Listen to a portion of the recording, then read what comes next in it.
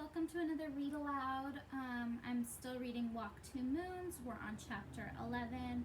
I thought today we would do a Chloe cam because she's here and she's so cute and she's sleeping. Chloe, hi, say hi.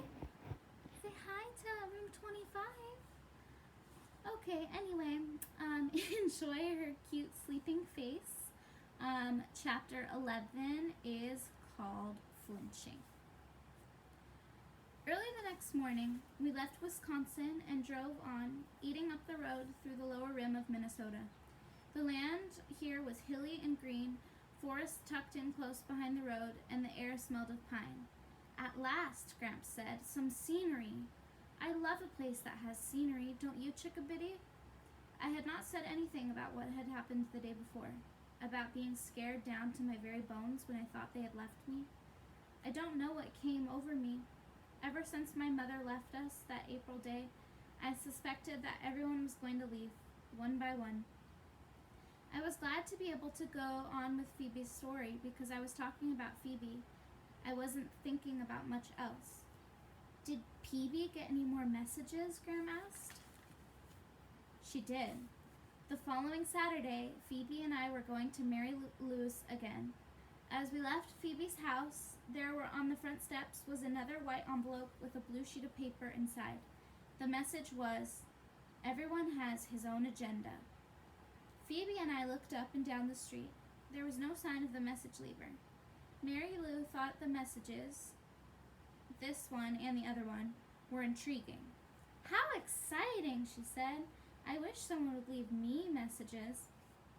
Phoebe thought that the messages were spooky. It was not the words that bothered her. Nothing too frightening there. It was the idea that someone was sneaking around and leaving them on her porch. She worried that someone was watching their house, waiting for the right moment to leave the message. Phoebe said, an agenda is a list of things to be discussed at a meeting. So maybe it's for your dad, I suggested. Does he go to meetings? Well, I guess, Phoebe said. He's ever so busy all day long. Maybe it's from his boss, Mary Lou said. Maybe your father hasn't been conducting his meetings very well. My father is very organized, Phoebe said. What about the other message? Mary Lou said. Don't judge a man until you walked 2 moons in his moccasins. I know what it means, I said. I've heard my father use that expression a lot of times. I used to imagine that there were 2 moons sitting in a pair of Indian shoes. But my father said that it means you shouldn't judge someone until you've walked in their moccasins, until you've been in their shoes, in their place. And your father says this often, Phoebe said. I know what you're thinking, but my father isn't creeping around leaving those messages. It isn't his handwriting. When Ben came into Mary Lou's room, she asked him what he thought it meant. He took a sheet of paper from her desk and quickly drew a cartoon. It was a little spooky because what he drew was identical to what I used to imagine, a pair of Indian moccasins with 2 moons in them. Maybe, Mary Lou said to Phoebe, your father is being too quick to judge people at work. He needs to walk in their moccasins first. My father does not judge too quickly, Phoebe said. You don't have to get defensive, Ben said. I'm not getting defensive. I'm just telling you that my father does not judge too quickly. Later, we went to the drugstore. I thought it was going to be only me and Phoebe and Mary Lou going, but by the time we left the house, we had accumulated Tommy and Dougie as well. At the last minute, Ben said he was coming too. I don't know how you can stand it, Phoebe said to Mary Lou. Stand what? Phoebe pointed to Tommy and Dougie, who were running around like wound-up toys, making airplane noises and train noises and zooming in between us, and then running up ahead and falling over each other and crying, and then leaping back up again and stalking each other and chasing bumblebees. Oh, I'm used to it, Mary Lou said. My brothers are always doing beef-brained things. Ben walked right behind me all the way, which made me nervous. I kept turning around to see what he was doing back there, but he was just strolling along smiling. Tommy bashed into me, and when I started to fall backward, Ben caught me. He put his arms around my waist and held on to me. Even after it was obvious that I was not going to fall, I could smell that funny grapefruit smell again and feel his face pressed up against my hair. Let go, I said, but he didn't let go. I had an odd sensation as if a little creature was crawling up my spine. It wasn't a horrible sensation, more light and tickly. I thought maybe he dropped something down my shirt. "Let go," I said, and finally he did. It was at the drugstore that I got a little scared. Maybe I had been listening to Phoebe's tales of lunatics and axe murderers too much. Phoebe and I were looking at the magazines when I felt as if someone was watching us. I looked over to where Ben was standing, but he and Mary Lou were busy rummaging around in chocolate bars. The feeling did not go away. I turned the other way around, and there on the far side of the store was the nervous young man who had come to Phoebe's house.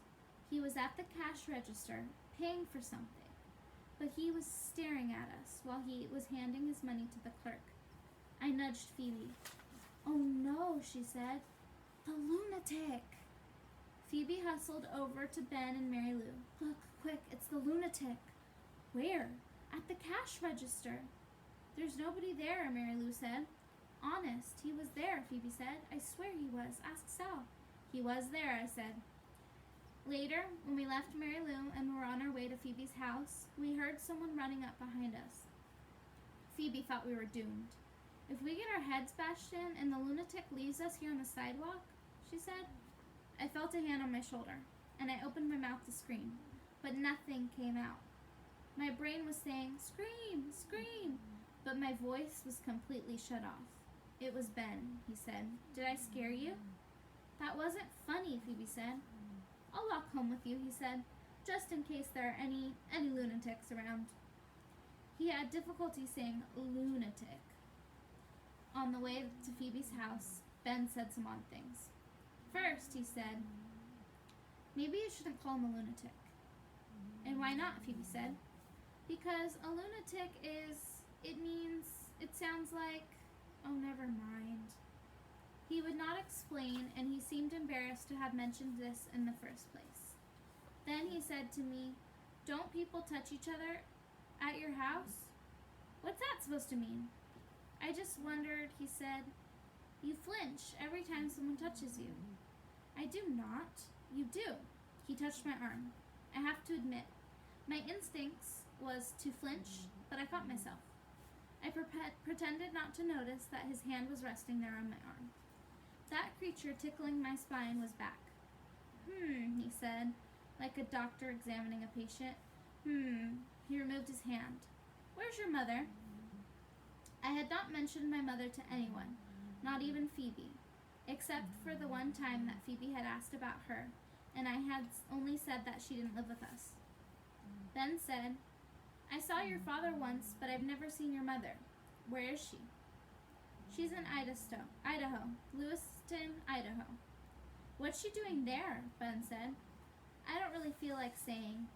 It didn't occur to me to ask him where his mother was. He touched my arm again. When I flinched, he said, "Ha! Gotcha." It bothered me, what he had said.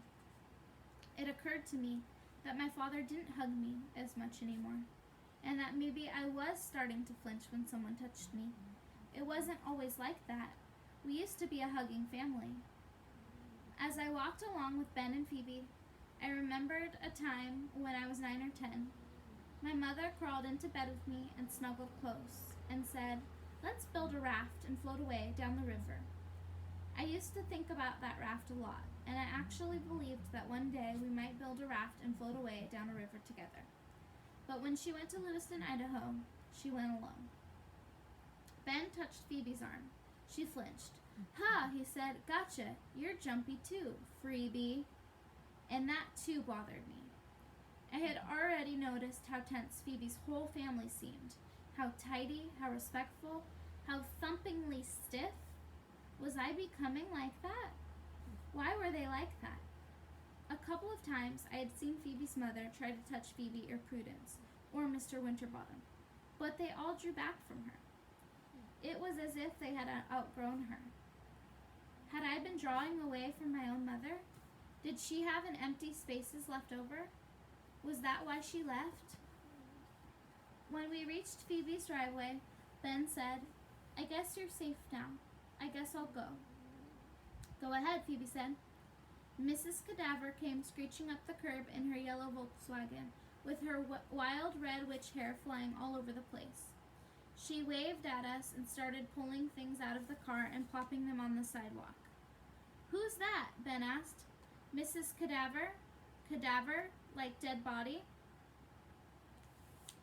"That's right." "Hi, Sal," Mrs. Cadaver called. She dumped a pile of lumpy bags on the sidewalk. Ben asked if she wanted any help. "My, you're very polite," Mrs. Cadaver said, flashing her wild gray eyes.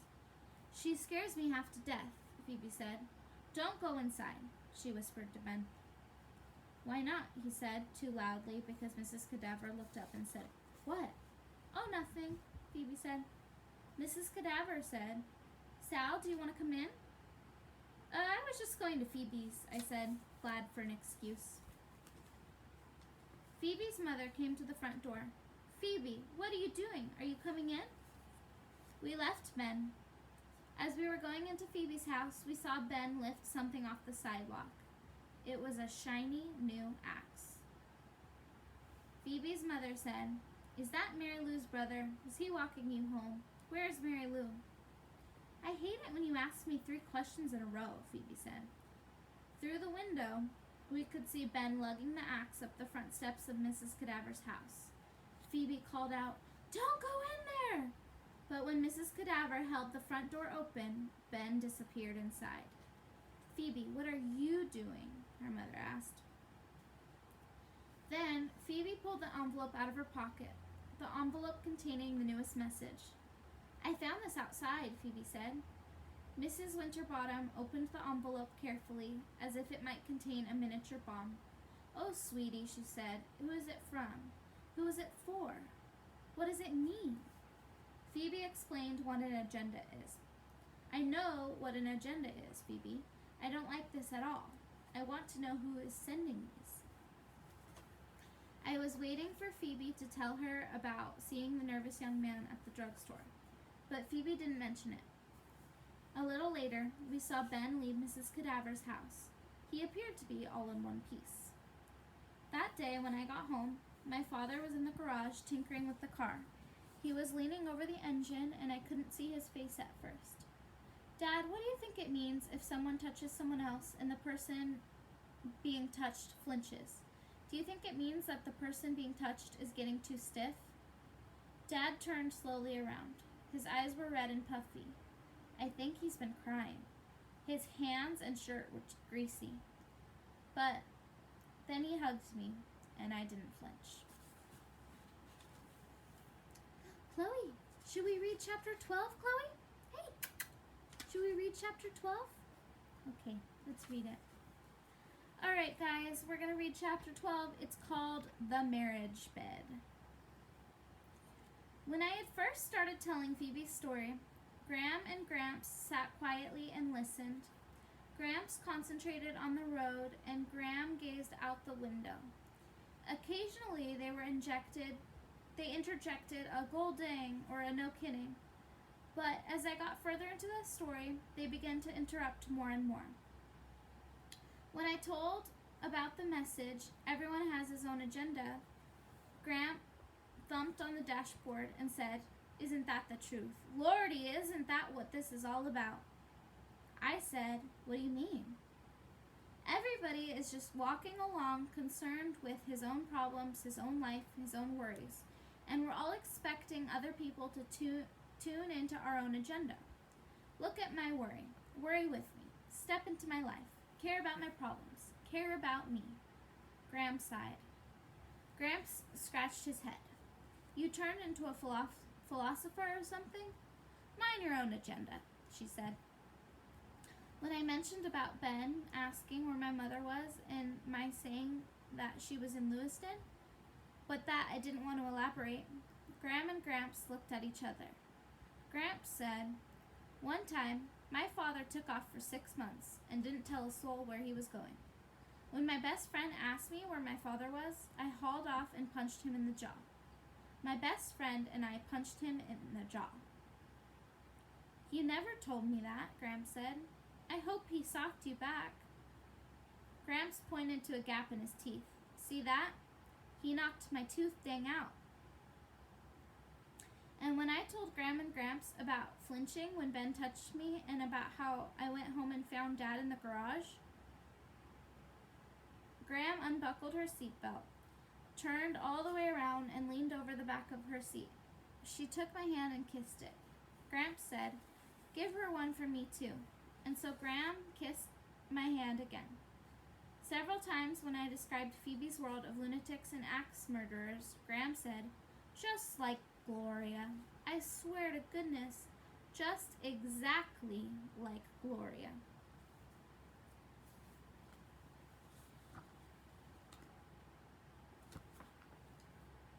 Once, after she said this, Gramps got a dreamy look on his face, and Gram said, "Quit that mooning over Gloria. I know what you're thinking." Gramps said, "Hear that, Chickabiddy? This here gooseberry knows everything that runs through my head. Isn't she something?" Just before we reached the South Dakota border, Gramps took a detour north because he had seen a sign advertising the Pipstone National Monument in Pipstone, Minnesota. On the sign was a picture of an Indian smoking a pipe. "What do you want to go see an old Indian smoking a pipe for?" Gram asked. She didn't like the term Native American any more than my mom did. "I just do," Gramps said. "We might not ever get the chance again." "To see an Indian smoking a pipe?" Gram said. "Will it take very long?" I asked as the air screamed, "Hurry, hurry, hurry." "Not too long, Chickabiddy. We've got to cool off our carburetors. These roads are taking the poop out of me." The detour to Pipestone wound through a cool, dark forest, and if you closed your eyes and smelled the air, you could smell Bybanks, Kentucky. Pipestone was a small town. Everywhere we went, people were talking to each other, standing there, talking, or sitting on a bench, or walking along the street talking.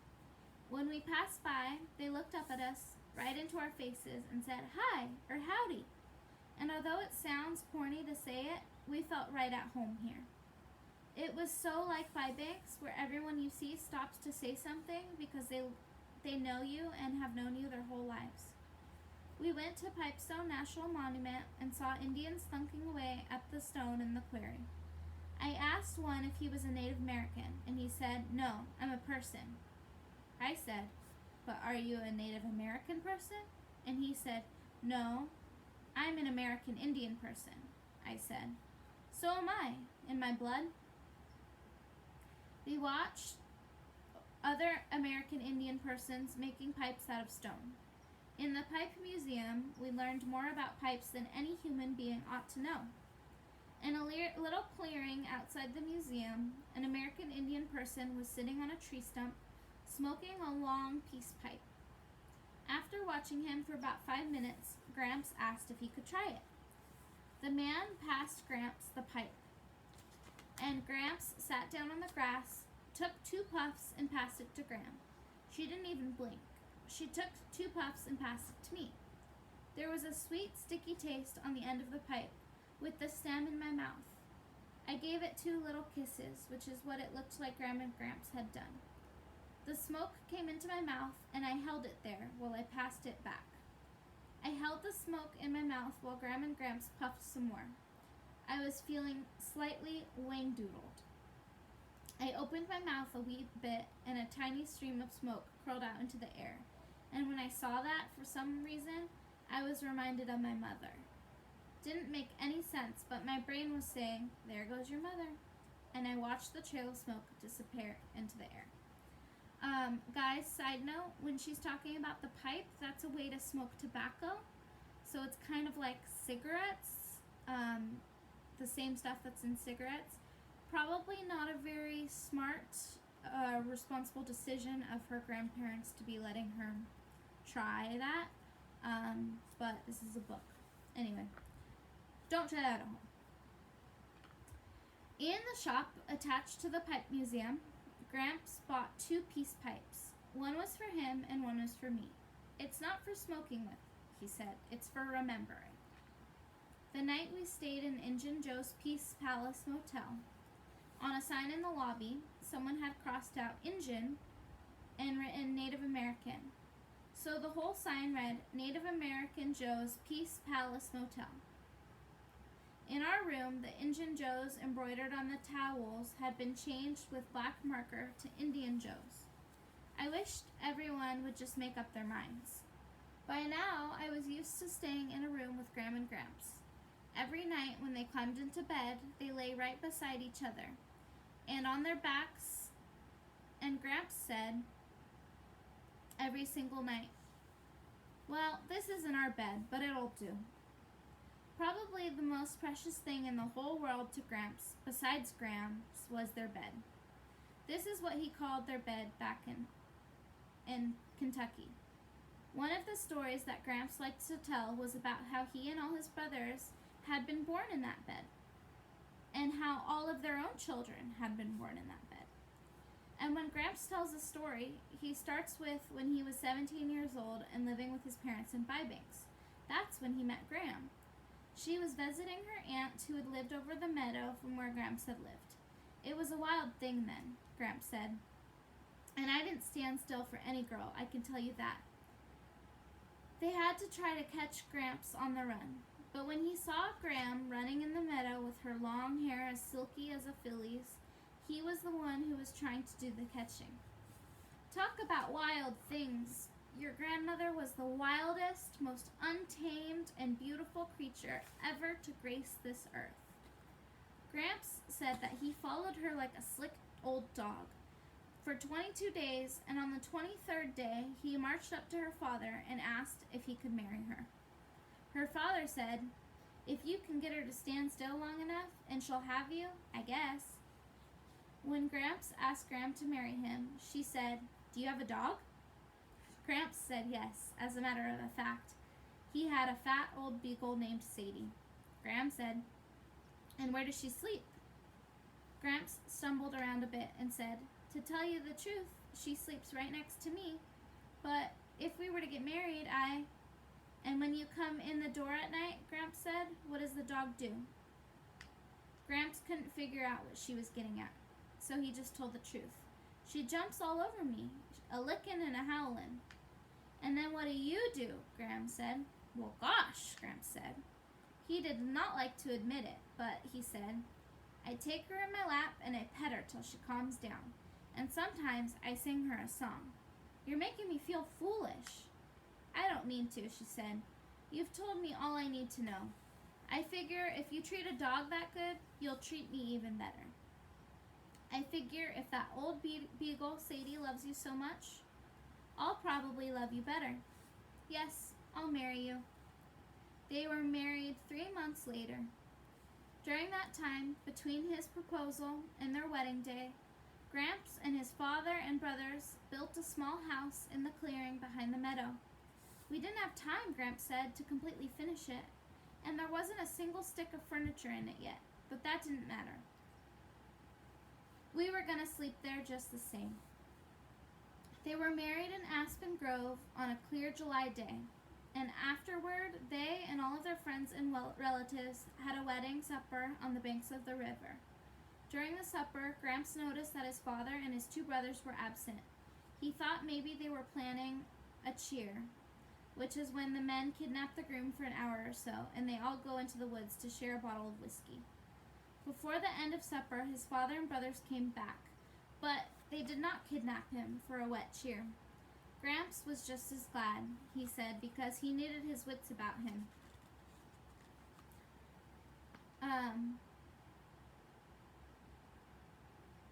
At the end of summer, Gramps picked up Gram in his arms, and he carried her through the meadow. Behind them, everyone was singing, Oh, meet me in the tulips when the tulips do bloom. That is what they always sing at weddings. It is supposed to be a joke, as if Gram and Gramps were going away by themselves and might not reappear until the following spring when the tulips were in bloom. Gramps carried Gram all the way to the meadow and into the clearing where the little house stood, and he carried her through the door and took one look around and started to cry. The reason that Gramps cried when he carried her into the house was that there in the center of the bedroom stood his own parents' bed, the bed that Gramps and each of his brothers had been born in, and the bed that his parents had always slept in. This was where his father and his brother had disappeared to during the wedding. They had been moving the bed into Graham and Gramps' new house. And at the foot of the bed, wiggling and slurping, was Sadie, Gramps' old beagle dog. Gramps always ends the story by saying that bed had been around his whole life, and I'm gonna die in that bed. And then that bed will know everything there is to know about me. So each night on our trip to Ohio, Gramps patted the bed in the motel and said, "Well, this ain't our marriage bed, but it will do." While I lay in the next bed, wondering if I'll ever have a bed like theirs. Alright, chapter 13 is called Bouncing Berkway, and I will read that to you guys next time. Bye, Chloe. Say bye-bye.